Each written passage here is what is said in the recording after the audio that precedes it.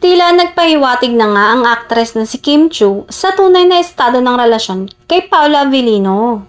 Hindi naman lingid sa kaalaman ng lahat na dumaan sa matinding dagok si Kim nang maghiwalay sila ng kanyang longtime boyfriend na si Sian Lim.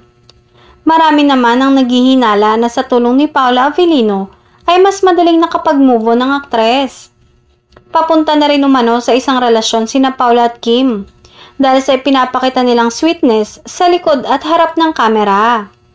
Ayon naman sa ilang mga malapit kina Paolo at Kim, sa set ng What's Wrong with Secretary Kim, na todo alaga umano itong si Paolo sa kanyang leading lady at dinadalahan ito ng pagkain.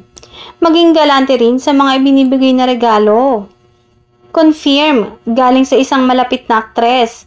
Totoong nagliligawan na ang dalawa at kinikilala na ang bawat isa. Ibinunyag na bet ng pamilya ng aktres si Paolo.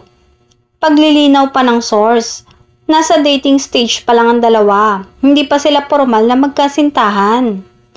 Aminado naman si Kim na posible siya umanong mahulog sa aktor at unti-unti maging bukas muli ito tungkol sa estado ng kanyang buhay pag-ibig.